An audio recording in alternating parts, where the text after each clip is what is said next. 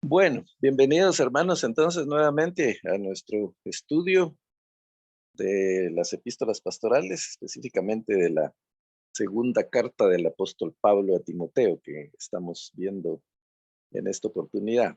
Estuvimos la semana pasada estudiando con relación a lo que Pablo le dice a Timoteo y la analogía, la comparación que hace con el atleta, con el soldado, con el agricultor. Y pues para mostrarle a Timoteo, eh, pues que el servicio al Señor requiere eh, disciplina, requiere esfuerzo, que requiere compromiso, requiere dedicación, como los soldados, como los atletas, como los agricultores, que pues obviamente tienen que tener estas cualidades para poder hacer bien su trabajo. Y lo mismo pasa con el cristiano. Necesita dedicación, necesita compromiso, necesita disciplina y necesita, eh, como decía Timoteo, hablando de los atletas que tienen que ganar legítimamente. El cristiano tiene que ser legítimo, tiene que ser legal, tiene que ser coherente de lo que cree, de lo que habla, de lo que predica con la forma en que actúa. Eh, una vez que Pablo ha hecho esta analogía, esta comparación, pues entonces eh, pasa al pasaje que vamos a ver hoy, eh, en donde pues tenemos otras expresiones aquí del apóstol. Aquí, esto fue lo último que vimos la semana pasada, dice, pues hablando del que lucha como atleta, no es coronado, sino lucha legítimamente, el labrador, para participar de los frutos debe trabajar primero. Y dice, considera lo que digo y el Señor te dé entendimiento en todo. Entonces, el pasaje que vamos a ver hoy, pues le hemos puesto como título Sufrimiento y Gloria. Está en los versículos 8 al 13 del capítulo 2 de la segunda epístola a Timoteo.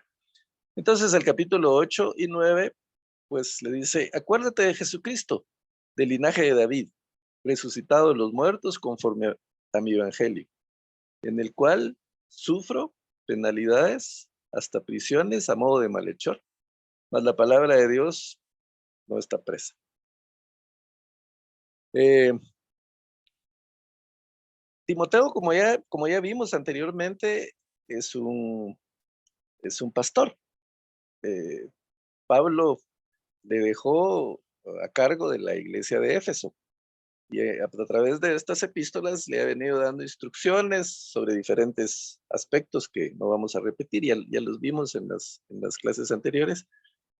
Y esta segunda epístola, pues como ya dijimos también, es más personal, es más íntima, es el testamento de Pablo.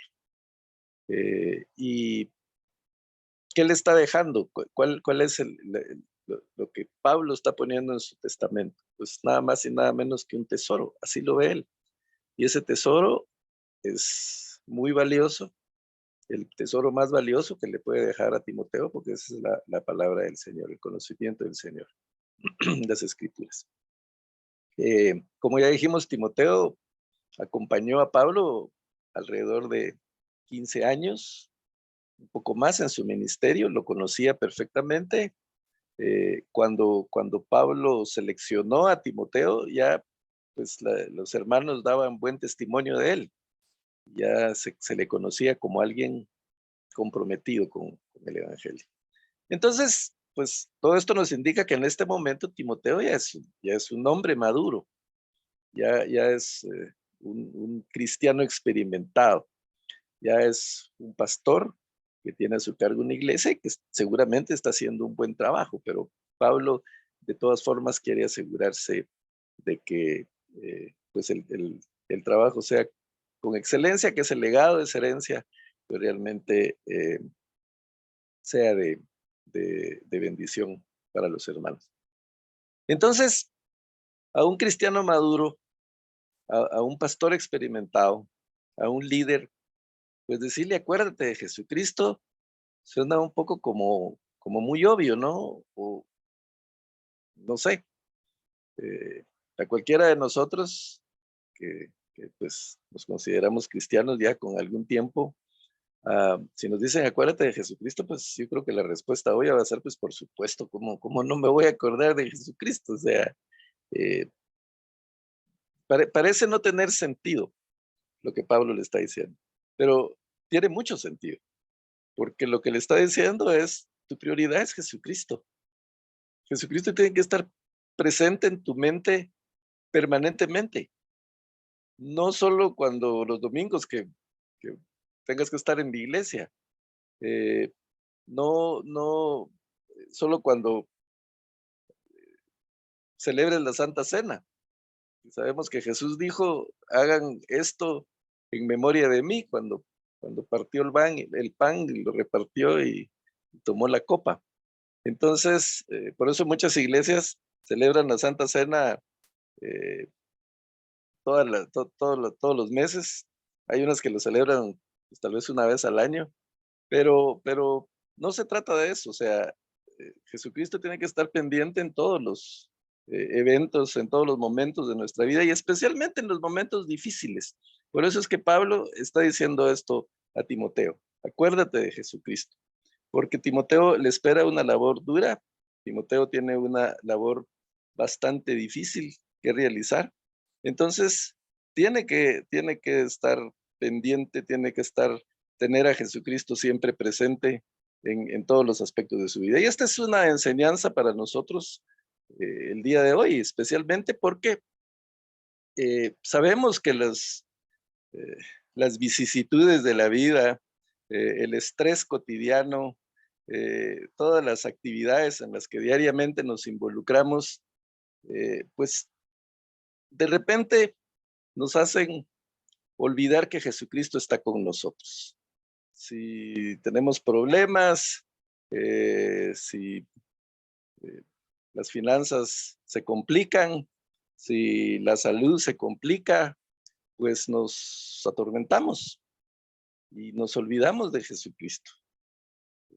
Jesucristo en una oportunidad dijo, las aves tienen sus nidos, las zorras tienen guaridas, pero el Hijo del Hombre no tiene dónde recostar su cabeza.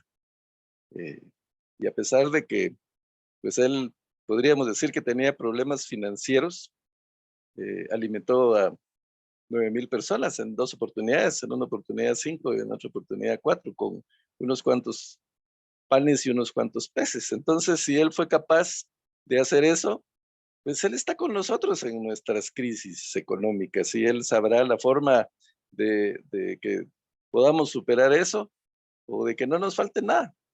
Entonces, acuérdate de Jesucristo. Eh, Alguien nos traicionó, nos jugó mal y pues eh, nos hizo una mala pasada.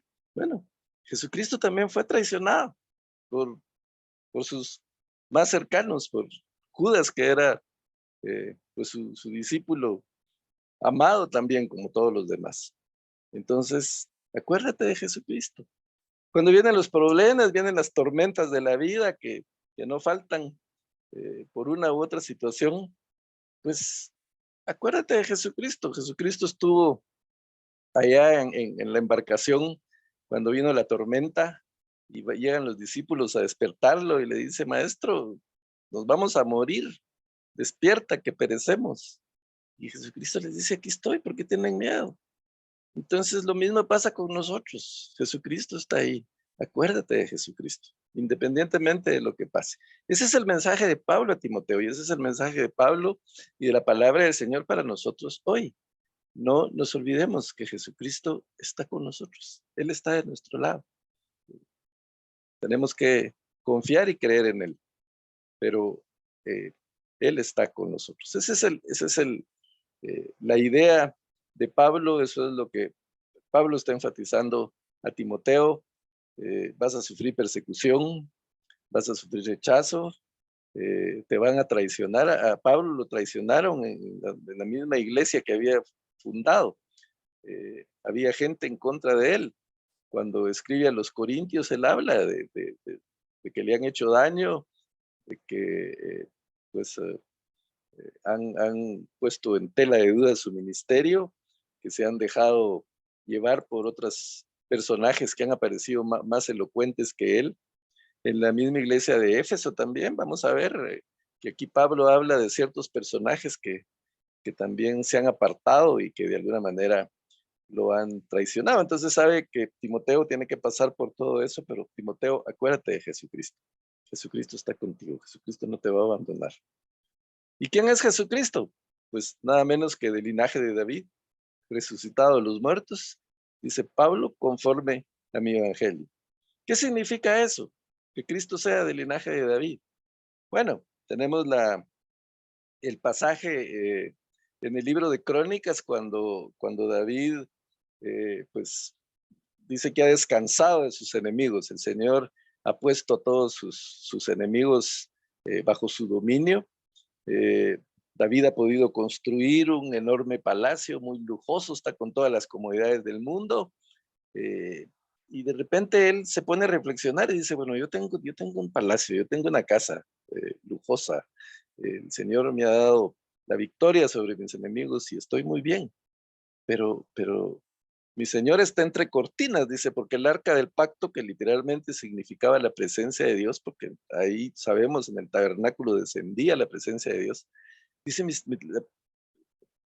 mi Señor está entre cortinas, el arca está entre cortinas. Entonces yo le voy a hacer un templo, un edificio, le voy a hacer una casa. Y entonces el profeta Natán, que está con él, le dice, bueno, está bien, haz conforme a tu corazón. Si ese deseo tienes en tu corazón, pues lo tienes que hacer. Y el profeta Natán sale de la presencia del rey, de David, pero de repente el Señor habla con el profeta y le dice, regresa con David. Y le vas a dar este mensaje, le vas a decir que yo no necesito casa. Yo anduve en el desierto, en cualquier lado. Pues si nos ponemos a pensar, como dice aquel corito, el cielo es el trono de mi Dios y la tierra el estrado de sus pies. Entonces le dice Dios a Natán, dile a David que yo no necesito casa. Él no me va a edificar una casa, pero yo sí le voy a edificar una casa a él. Y entonces le dice en 1 Corintios 17:11, cuando tus días sean cumplidos para irte con tus padres, levantaré descendencia después de ti, a uno de entre tus hijos, y afirmaré su reino. Él me edificará casa y yo confirmaré su trono eternamente. Fíjense la promesa que Dios le da a David. Yo le seré por padre, él me será por hijo, y no quitaré de él mi misericordia como la quité de aquel que fue antes de ti, sino que lo confirmaré en mi casa y en mi reino eternamente, y su trono será firme para siempre. ¿De quién está hablando Dios? ¿De Salomón?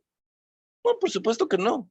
Salomón murió, como todos los demás, pero está hablando de que de la descendencia de David, del linaje de David, iba a nacer el Cristo, Jesús, que iba a reinar eternamente, un rey eterno. Entonces, a eso se refiere Pablo cuando dice que Jesucristo fue del linaje de David. Y lo vemos en la genealogía. Ahí está en el libro de Mateo. A veces cuando leemos Mateo y empezamos y esta es la genealogía de Jesucristo y empieza Abraham, engendró a Isaac engendró, y le da 14 generaciones desde Abraham hasta la deportación, 14 generaciones de la deportación hasta el regreso del exilio, creo yo, y después hasta David. Total, son tres etapas, digamos, de 14 generaciones. Entonces, llega toda la genealogía hasta David. Y la genealogía a nosotros nos parece aburrida, pero para los judíos era muy importante. Los judíos llevaban un registro minucioso y detallado de todas las descendencias de sus antepasados, porque para ellos era parte de su orgullo decir que eran judíos puros, judíos auténticos. Por eso Pablo dice, si yo quisiera sentirme orgulloso de algo, yo les puedo decir que yo soy un fariseo de la tribu de Benjamín, circuncidado al 8º día. Pablo seguramente tenía un registro, no la partida de nacimiento como la que tenemos ahora, que solo apenas dicen nuestros padres. Probablemente Pablo, o no probablemente, seguramente tenía un registro de todos sus antepasados y sabía que venía de la tribu de Benjamín.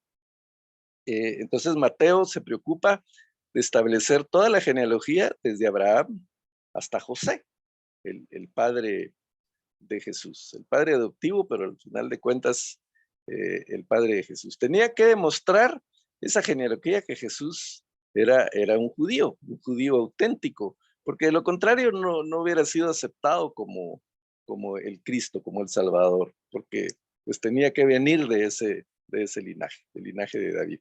Y Lucas pues también presenta la genealogía de Jesucristo, pero Lucas la lleva hasta Adán. Mateo parte de Abraham, Lucas lo hace al revés, parte de Jesús y llega hasta Adán. ¿Por qué hasta Adán? Porque Lucas quiere demostrar que Jesús era un hombre, un auténtico hombre, un ser humano que venía del primer hombre, que venía de Abraham.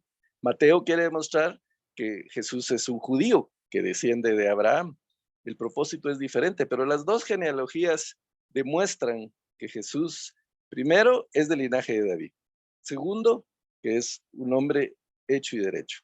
Hay cierta discusión entre los eruditos que dicen que Mateo presenta la genealogía de José y que Lucas presenta la genealogía de María, aunque Lucas no menciona a María en su genealogía, pero que al final de cuentas, de ambos lados, pues venía la descendencia de Jesús, y las dos genealogías pasan por el rey David. Por eso a Jesús se le llama hijo de David. Y los judíos sabían que el Cristo iba a ser un descendiente de David porque conocían perfectamente esta promesa. Entonces acuérdate de Jesucristo, que es del linaje de David, que en otras palabras, que es el cumplimiento de la promesa que Dios hizo a David. Y también acuérdate de Jesucristo, que fue un ser humano como eres tú y como es cualquiera de nosotros. Entonces resalta primero la característica de que Jesús era un judío auténtico que descendía del linaje de David para borrar las dudas de que fuera realmente el Cristo. Y después dice resucitado de los muertos. ¿Qué significa resucitado de los muertos? La divinidad de Jesucristo. Si Jesucristo hubiera sido un hombre común y corriente, un profeta, como muchos dicen, pues no hubiera resucitado. Pero el hecho de que Cristo haya resucitado de los muertos demuestra su divinidad, que fue un hombre completo, total, ser humano, como cualquiera de nosotros, pero también Dios, un Dios auténtico, el verdadero Dios, el único Dios verdadero, y eso lo demuestra a través de su muerte y su resurrección. Entonces, acuérdate de ese Jesucristo, que como hombre, pues entiende nuestras necesidades. El libro de Hebreos dice que no tenemos un sumo sacerdote que no entienda nuestras necesidades, sino tenemos a alguien que fue tentado en todo, pero sin pecado. Entonces, Él pasó por todo lo que nosotros podamos pasar y pensar. Y pues entonces tenemos a alguien que realmente se puede compadecer de nosotros porque pues ya pasó por todo, pero sin pecado. Resucitado de los muertos conforme a mi evangelio. Esa es otra parte interesante que no podemos pasar desapercibido. Pablo habla de su evangelio. Pablo se compromete con el evangelio. Pablo se identifica con el evangelio. Es parte de ese evangelio, es parte de las buenas noticias, como somos nosotros. La iglesia pues, es parte del evangelio, es parte de las buenas noticias y tiene que llevar las buenas noticias a las demás generaciones. Entonces, pues nosotros también tenemos que identificarnos como los poseedores de ese tesoro que dice la palabra del Señor, está en vasos de barro, que somos nosotros, pero es nuestra posesión, es nuestro legado, es nuestra herencia. Pablo le estaba dejando su evangelio, su legado a Timoteo, y Timoteo trasladó ese legado a otras personas, a otros discípulos, y a través de eso ha venido hasta nosotros, ahora es nuestro tesoro, nuestro legado, nuestro evangelio, y nosotros pues tenemos que trasladarlo también a las otras personas, a las generaciones. Y dice Pablo, en el cual sufre penalidades, hasta prisiones a modo de malhechor. Pablo, pues si alguien había sufrido penalidades era Pablo. Leemos en eh, 2 Corintios, dice, de los judíos 5 veces he recibido 40 azotes, menos uno. 3 veces he sido azotado con varas, una vez apedreado, 3 veces he padecido naufragio, una noche y un día he estado como náufrago en alta mar, en caminos muchas veces, en peligros de ríos, peligros de ladrones, peligros de los de mi nación, peligros de los gentiles, peligros en la ciudad, peligros en el desierto, peligros en el mar, peligros entre falsos hermanos, en trabajo y fatiga, en muchos desvelos, en hambre y sed, en muchos ayunos, en frío y en desnudez, y además de otras cosas, lo que sobre mí se agolpa cada día, la preocupación por todas las iglesias. Encima de lo que Pablo había sufrido, por todo lo que había pasado, pues también tenía preocupación por las iglesias. Y él sufría penalidades. Yo ponía una pregunta cuando mandé la invitación para la clase de hoy, decía, ¿será que es necesario el sufrimiento para poder alcanzar la gloria? Y bueno, los, los psicólogos dicen que el dolor es inevitable, pero que el sufrimiento es opcional. Y es que hay una diferencia entre dolor y sufrimiento. Si yo, por ejemplo, eh, me quiebro una pierna, de hecho yo tuve un accidente en moto en mi loca juventud y me lesioné las 2 piernas porque pasé encima de otro carro. Eh, pero, por ejemplo, si yo me llego a quebrar una pierna, entonces me llevan al hospital y me ponen un yeso. Y en el hospital me dicen, bueno, va a pasar 6 meses con el yeso. Entonces, bueno, eso me causó mucho dolor. La rotura de la pierna, pues me tuvo que haber causado dolor. El que me pongan un yeso, pues también es un poco incómodo, pero bueno, ya estoy con mi yeso. Entonces empiezo a pensar, bueno, ¿y ahora qué va a pasar? Y yo durante 6 meses no voy a poder caminar. Yo salgo a caminar todos los días, me gusta correr, me gusta nadar, me gusta montar bicicleta y ahora no lo voy a poder hacer. Y si no son 6 meses, y si el hueso no pega, y tengo que estar con el yeso un año. Yo nunca he tenido un yeso y dicen que es muy incómodo, que pica y uno no se puede rascar y que es un martirio tenerlo. Y si no me queda bien la pierna, y si me voy a quedar cojo y voy a tener que usar un bastón. Todos esos pensamientos que vienen a mí me causan sufrimiento.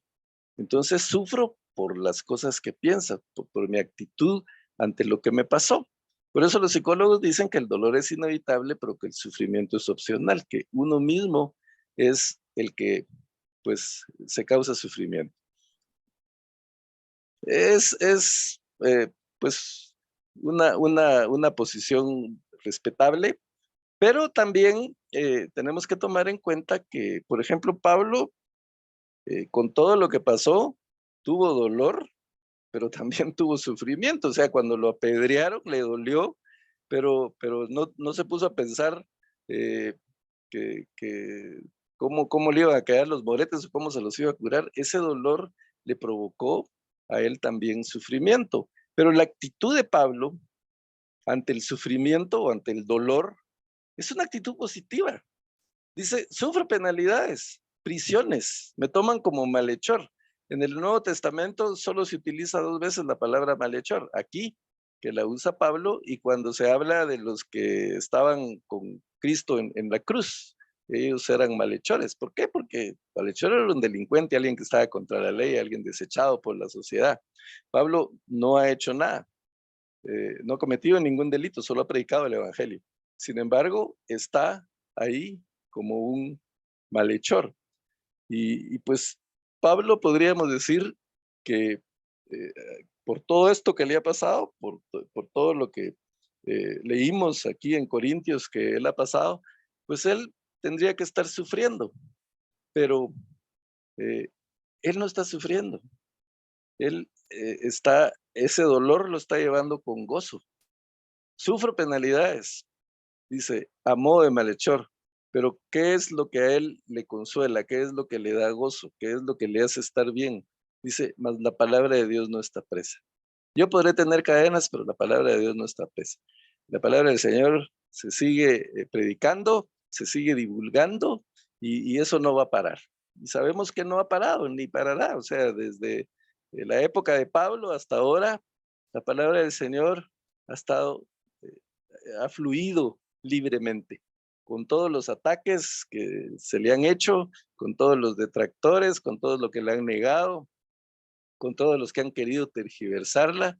La palabra del Señor es, está vigente, es viva y eficaz y más penetrante que espada de dos filos, como dice la palabra del Señor. Entonces, eso le da gozo a Pablo. Y vamos a ver que realmente le da gozo. Bueno, lo vemos en sus cartas, cuando escribe a los filipenses, él les dice, estén siempre gozosos, y lo repite 3 veces, gozosos. Y a los filipenses les escribió desde la prisión.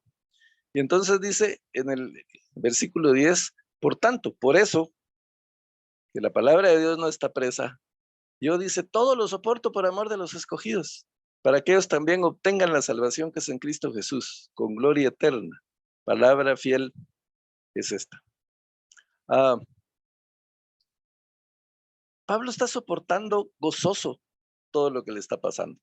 No que no tenga dolor, no que no esté incómodo, no que no pase frío, estaba en un calabozo, en una mazmorra, ya lo dijimos, bajo tierra, ni siquiera tenía ropa suficiente para abrigarse. Le pide su capa a Timoteo porque seguramente pues estaba con camisa o lo que se usara y sentía la humedad, sentía el frío, sentía hambre porque pues con suerte le daban comida una vez al día. Sin embargo, dice, todo lo soporto por amor de los escogidos. ¿Los escogidos de quién? Los escogidos de Pablo, sus cuates, los que pues, se habían portado bien con él. No, de hecho menciona que todos lo han abandonado. El único que está probablemente con él es Lucas. Y bueno, menciona 2 o 3 y probablemente llegaron Timoteo y Marcos a tiempo antes de que lo ejecutara. Él hace eso por amor a los escogidos de Dios, a los que el Señor ha elegido, por amor a nosotros. Pablo sufrió esas penalidades por amor a nosotros, para que el Evangelio llegara a nosotros. Y dice Pablo, o da a entender aquí, que vale la pena ese sufrimiento.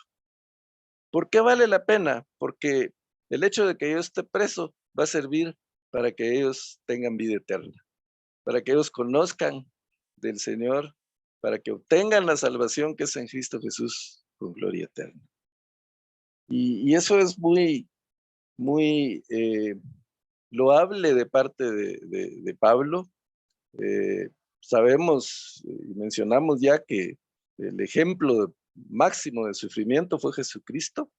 Pablo imitaba a Jesucristo. Jesucristo murió, padeció, sufrió por amor a nosotros. Pablo pues está haciendo lo mismo, no que esté buscando el sufrimiento, él no buscó naufragar, él no buscó que lo apedrearan, él no buscó que lo metieran preso, pero en medio de estas circunstancias tan dolorosas desde el punto de vista físico, desde el punto de vista humano, él está pensando, vale la pena. Los pensamientos negativos que él pueda tener que le causen sufrimiento, él los está convirtiendo en vale la pena, en agradecimiento. Y eso nos enseña que cuando nos sintamos agobiados por pensamientos negativos, cuando nos sintamos agobiados con que qué va a pasar conmigo, cómo voy a salir de esta, cómo voy a resolver esta situación, pues nuestra mentalidad, nuestro pensamiento debe cambiar. Debemos acordarnos de Jesucristo, que Jesucristo está con nosotros, que Él nos dio ese ejemplo de soportar los sufrimientos por amor. Debemos pensar que Pablo también pasó por todo eso y Pablo mismo dice, pues los sufrimientos del tiempo presente no son comparables con la gloria venidera que en nosotros ha de manifestarse, porque dice la palabra del Señor, cosas que ojo no vio ni oído oyó son las que el Señor tiene preparados para los que le aman. Y en 2 Corintios, Pablo dice también, esta leve tribulación momentánea produce en nosotros una cada vez más excelente y eterno peso de gloria. Pablo contrarrestaba el dolor físico con una mentalidad eterna, con una mentalidad de gloria, con una mentalidad de victoria, con una mentalidad de triunfo, y eso es lo que Cristo da, triunfo, victoria, y eso es lo que Pablo hace, y tan positivo podríamos decir, aunque tal vez no es la palabra correcta, tan agradecido está Pablo con el Señor y tan consciente de la recompensa que le espera a él y la recompensa que les espera a los que reciban la palabra, reciban el evangelio, que se pone a cantar. Dice, palabra fiel es esta, y esto que viene a continuación, pues dicen los comentaristas que muy probablemente sea un himno que se cantaba en la iglesia primitiva, porque tiene cierta rima o ciertas características de un himno en el original, en el griego. Obviamente en la traducción nosotros no vemos esa característica, pero tenía todas las características de un himno. Entonces empieza a cantar ese himno. Si somos muertos con Él, también viviremos con Él. Si sufrimos, también reinaremos con Él. Si le negaremos, Él también nos negará. Si fuéramos fieles, Él permanece fiel. Esa es la actitud de Pablo. Esa es la actitud del cristiano verdadero que confía en Jesucristo, que se acuerda de Jesucristo siempre. Esa es la actitud que Pablo quiere transmitir a Timoteo, que quiere que tenga Timoteo. Y esa es la actitud que Pablo y el Señor quiere que tengamos nosotros en medio de las circunstancias más difíciles, acordarnos de Jesucristo y pensar que cualquier cosa que pasemos vale la pena. Nosotros no tenemos los sufrimientos de Pablo. Nosotros no estamos sufriendo persecución por la gracia de Dios, pero hay gente que sí, hay gente que sufre en el mundo. En nuestro país hay mucha gente sufriendo por injusticia, sufriendo por hambre, sufriendo por delincuencia, y también pues hay misioneros en el campo que están sufriendo incomodidades, que han dejado su casa, que han dejado su familia, que están probablemente en países en donde hay persecución al evangelio y están ahí por amor al Señor. Entonces, si nosotros no estamos sufriendo por el evangelio, pues algo tenemos que sacrificar. Nosotros por amor a los escogidos del Señor, pues algo tenemos que hacer, ocuparnos de los necesitados, ocuparnos de darle pan al hambriento, de nuestros hermanos que están en enfermedad, pues también ayudarlos. Yo siempre pensé que si yo no puedo ir al campo misionero, si no tengo el valor, la capacidad o la oportunidad o lo que sea, pues al menos debemos hacer un sacrificio y contribuir con esos misioneros que están en el campo.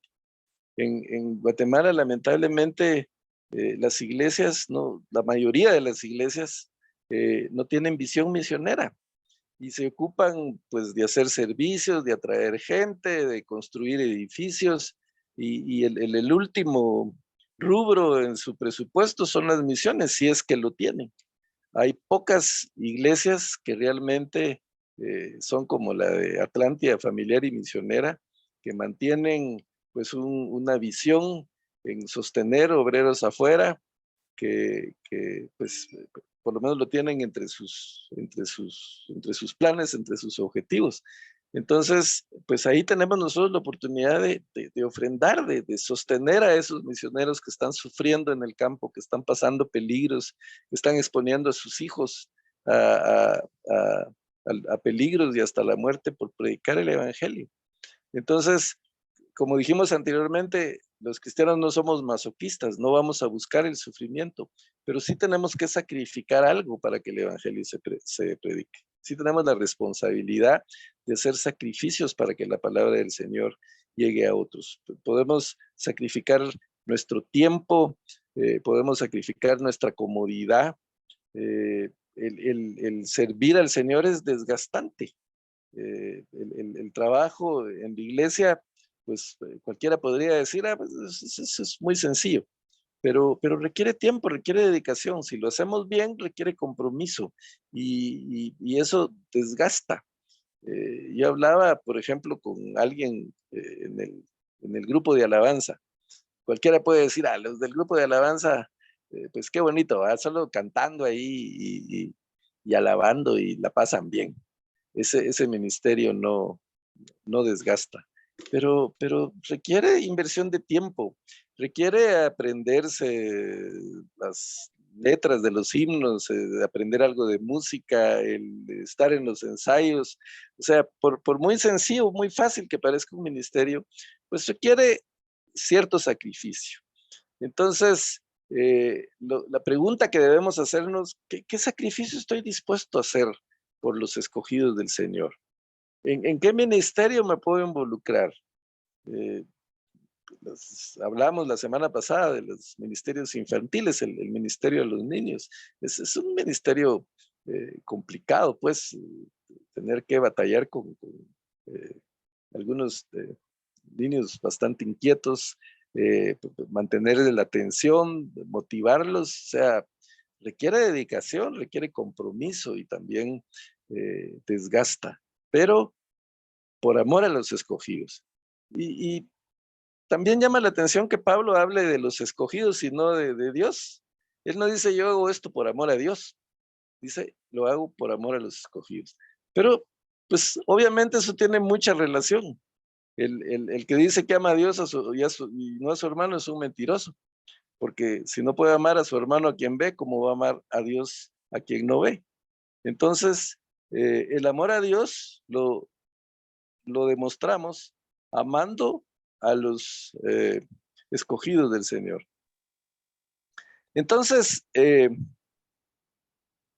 por eso es que Pablo dice, todo lo soporto por amor a los escogidos. Y eso significa amar a Dios, amar a los escogidos de Dios, pues es demostrarle amor a Dios.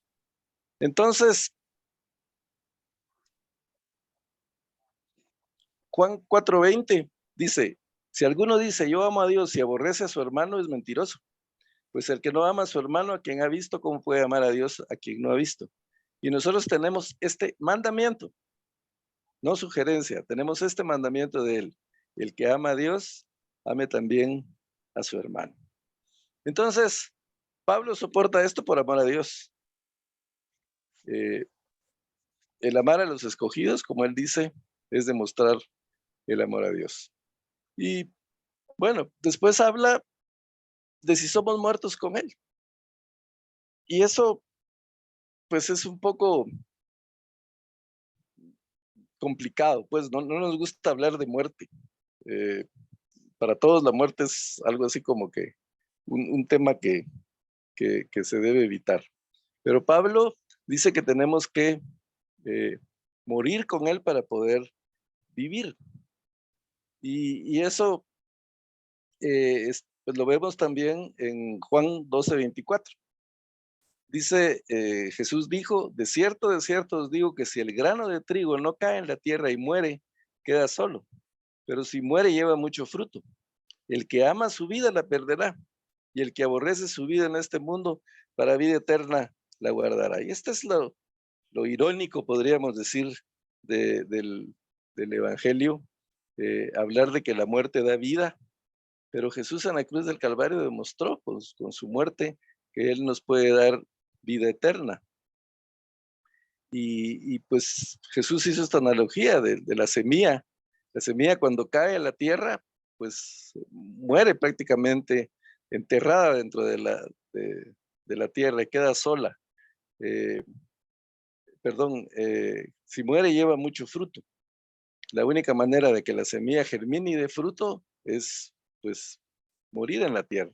Entonces eso quiere el Señor de nosotros, que muramos a nuestro ego, a nuestra comodidad, a nuestro bienestar, por servir al Señor. Eh, perdón, en Lucas Jesús dijo, si alguno quiere venir en pos de mí, niéguese a sí mismo, tome su cruz cada día y sígame, porque todo el que quiera salvar su vida la perderá, y todo el que pierda su vida por causa de mí, ese se salvará. Pues, ¿qué aprovecha el hombre si gana todo el mundo y se destruye o se pierde a sí mismo? Entonces, eh, el mismo Pablo dice, ya no vivo yo, Cristo vive en mí. Pablo entendió muy bien esto y es lo que está recomendando a Timoteo. Tienes que morir a ti mismo, tienes que morir a tu ego. Ya, la prioridad ya no soy yo, la prioridad ya no es mi comodidad, la prioridad no es mi bienestar, sino la prioridad es hacer la voluntad del Señor, servir al Señor, porque, porque si somos muertos con Él, dice Pablo, también viviremos con Él. Y si sufrimos, dice Pablo, vale la pena. No dice, por fuerza tienes que sufrir, busca sufrimiento. No, eso no dice. Pero dice que si sufrimos, pues tenemos que tener en nuestra mente que reinaremos con Él. De esa manera el sufrimiento prácticamente se elimina, porque estamos pensando en lo venidero, en lo futuro, en el reinado que vamos a tener con el Señor. Y si le negamos, Él también nos negará. Aquí podríamos decir, bueno, ¿qué pasó con Pedro? Pedro negó al Señor. ¿Quiere decir eso que el Señor lo va a negar a él también? ¿O lo negó en la eternidad? Pues no está hablando de ese tipo de negación. No está hablando de que pues, podamos fallarle al Señor en alguna oportunidad. De hecho, le fallamos todos los días. Pedro le falló, lo negó 3 veces. Sin embargo, ¿qué hizo Jesús? Inmediatamente que resucitó, buscó a Pedro. Buscó a Pedro, le fue a preguntar qué tanto lo amaba. Y las 3 veces que le pregunta a Pedro si lo amaba, eh, no sé si tiene que ver con las 3 veces que Pedro lo negó, pero 3 veces le pregunta si me amas, Pedro, y inmediatamente después le dice, apacienta mis ovejas. O sea, tú me negaste, pero te arrepentiste. Pedro lloró cuando oyó cantar el gallo, Pedro realmente lloró, se arrepintió, se acordó de Jesús, se acordó de que Jesucristo le había dicho que le iba a negar 3 veces y él se sintió, como decimos nosotros, se sintió cucaracha, ¿verdad? Se sintió de lo peor y pues hubo en su corazón ese arrepentimiento y Jesús lo sabía, Jesús lo supo desde siempre. Que Pedro le amaba y que Pedro pues podía fallar, pero se podía arrepentir. Entonces, él nos conoce también, él sabe que somos susceptibles, él sabe que le podemos fallar, él fue tentado en todo, entonces él sabe que nosotros tenemos tentaciones todos los días y que constantemente le podemos fallar, pero él dice que si confesamos nuestros pecados, él es fiel y justo para perdonarnos y librarnos de toda maldad. Esto no es una autorización para pecar. Tampoco, bueno, como Jesús nos perdona y como Él sabe que podemos fallar, pues entonces descuidémonos, ¿verdad? Fallemos. Pero Pablo también dice, ¿qué pues diremos? Eh, o Pablo dice, si pecaremos para que la gracia abunde. O sea, como el Señor en su gracia nos perdona, significa eso que podemos pecar. Y Pablo mismo dice, de ninguna manera, no se trata de eso. Por supuesto que tenemos que poner todo en nuestra parte para no fallarle al Señor. Sabemos que le vamos a fallar y cuando le fallemos, pues realmente poder confesar nuestro pecado, arrepentirnos, retomar el camino, no seguir en lo mismo, no seguir pecando voluntariamente. Entonces el Señor es fiel y justo para perdonarnos y limpiarnos de toda maldad. Entonces no es ese tipo de negación. Cuando habla aquí de negarle, pues es cuando decidimos abandonar la fe, cuando ya no queremos saber nada de Jesucristo, cuando rechazamos el mensaje de Jesucristo. Y la única opción que tenemos para obtener la salvación y la vida eterna es el sacrificio de Cristo en la cruz del Calvario. Entonces, si rechazamos ese sacrificio, si rechazamos a Jesús, ¿qué nos queda? Pues simplemente la condenación. Por eso dice que si le negamos, Él también nos negará. Pero abajo dice, si fuéramos infieles, Él permanece fiel, porque Él no puede negarse a sí mismo.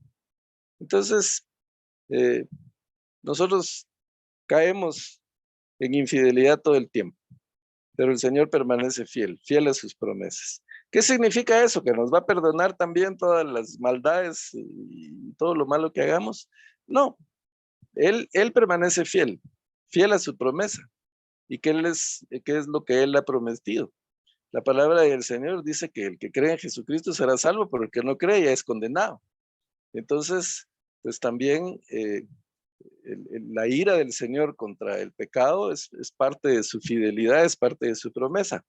Es como, por ejemplo, si le decimos a un hijo, bueno, si ganas todas tus clases te voy a comprar una bicicleta. Y resulta que el muchacho pierde una clase. Entonces, ¿cuál debe ser nuestra posición? Si somos fieles a lo que hemos dicho, a lo que hemos prometido, pues no le vamos a comprar la bicicleta. Y, y no es que seamos malos o que seamos injustos, simplemente hicimos una promesa y tenemos que cumplirla.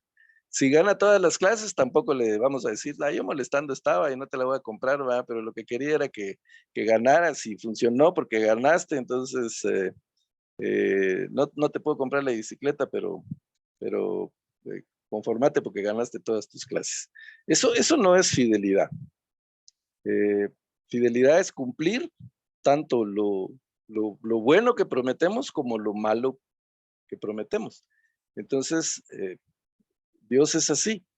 Él ha prometido vida eterna para los que creen, pero también ha prometido condenación para los que lo rechazan o para los que no creen.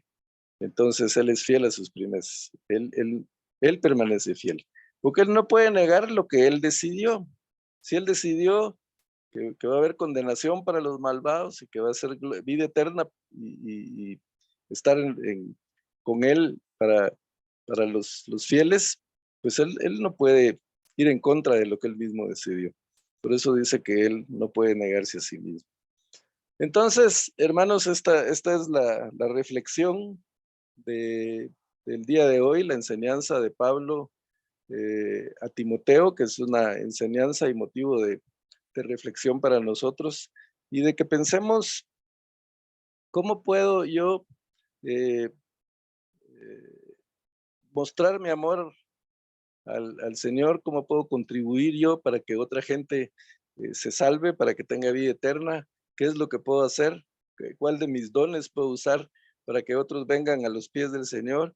Yo creo que pues debemos de dejar la actitud indiferente hacia las demás personas. A veces nos ponemos en la posición de, ese es un incrédulo, ese es un impío, entonces, porque se van al infierno por incrédulos. En alguna oportunidad, pues, de repente pensamos así. Debemos de evitar ese tipo de pensamientos. Debemos pensar en que tenemos la responsabilidad, el compromiso de ser luz. El Señor dijo que debemos ser sal y luz. Porque si la sal se desvaneciere, dice, eh, pues, ¿qué va a pasar con la tierra? Entonces, nuestro compromiso, mis hermanos, es trabajar por los que no conocen al Señor, es amar a los que no conocen al Señor, es amar a los que nos atacan incluso. Perdón. A veces tenemos personas incluso dentro de nuestra misma familia, que se burlan o que pues rechazan el evangelio, y nuestra reacción muchas veces es a ponernos en el mismo plan que ellos, y a pelear con ellos. Y la semana entrante vamos a hablar un poquito más de esto.